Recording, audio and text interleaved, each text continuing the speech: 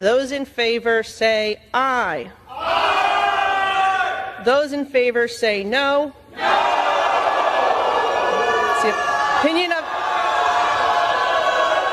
It's the opinion of the chair that the ayes have it and the resolution is agreed to.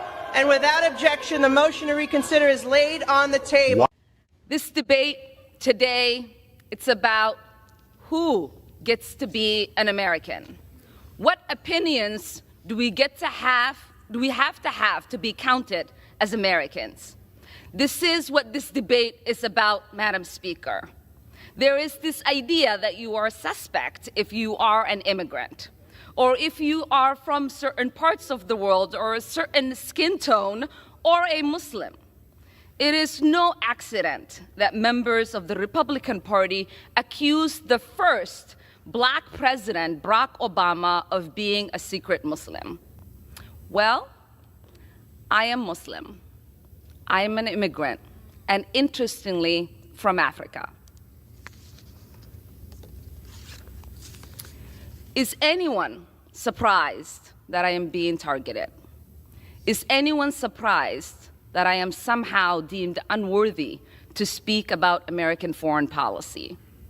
Or that they see me as a powerful voice that needs to be silenced? Frankly, it is expected. Oh, here we go again. Ilhan Omar steps up, the sad music starts playing, and suddenly everything is about her feelings instead of her record. Another dramatic victim speech. Another attempt to dodge accountability, while Republicans calmly bring the facts like it's a courtroom drama. The suspense isn't whether she'll play the victim, it's how long it'll take before she does.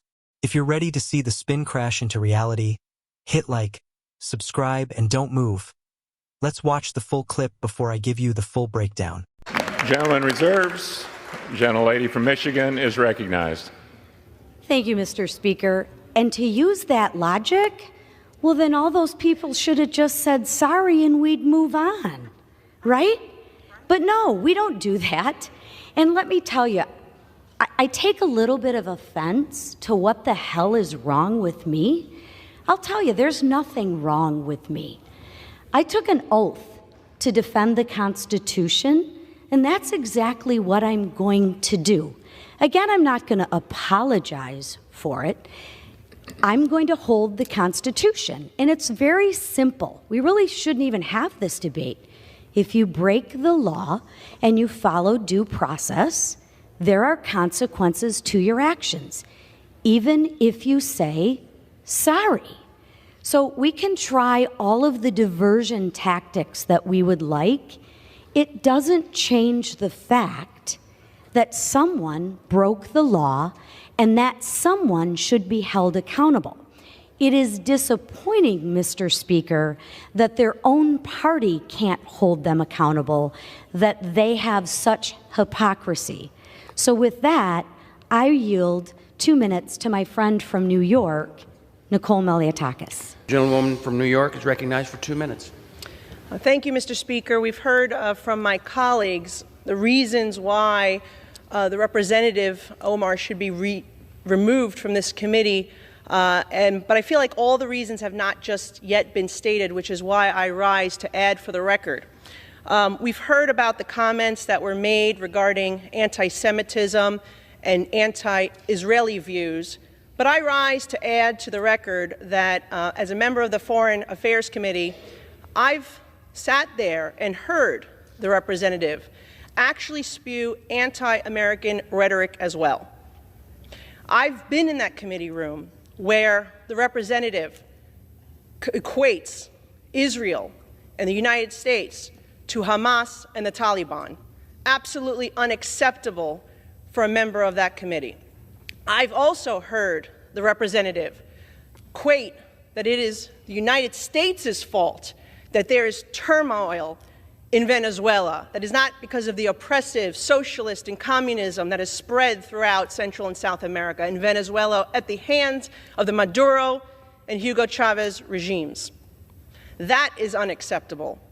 And as a New York representative, to hear the representative belittle, to try to diminish the worst terrorist attack on United States soil on September 11, 2001, as some people did something, that is unacceptable as well. And I hold the same standard for this side of the aisle that I do the other, because when another colleague on my side said something about 9/11, I also voted to have her removed from the Education Committee because I thought that was inappropriate. So I'm being consistent here, and I hope my colleagues will do the same to show that this is about consistency and accountability, because we should not have an individual with those views on the committee that is tasked with representing our country and our Congress to foreign nations. I yield back. What you just saw was Republicans doing exactly what they're supposed to do, defending the country, the Constitution, and basic standards of accountability.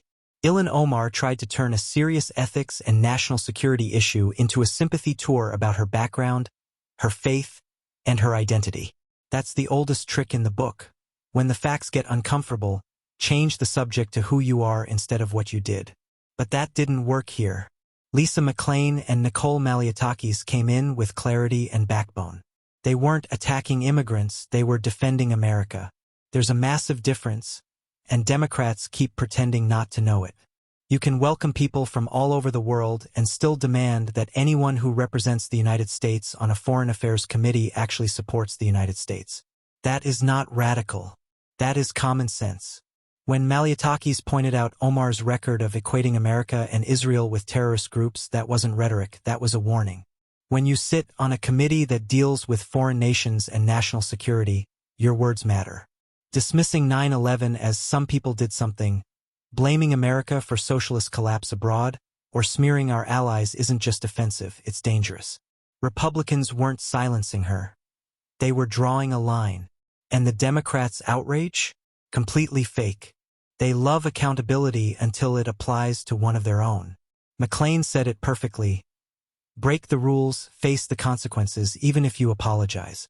That standard doesn't disappear because someone plays the victim card or wraps themselves in identity politics. This exchange exposed the real divide. Republicans stood for law, loyalty, and national interest. Democrats tried to hide behind emotion, diversion, and grievance. One side defended America, the other tried to make America the villain. And that's exactly why this moment hit so hard.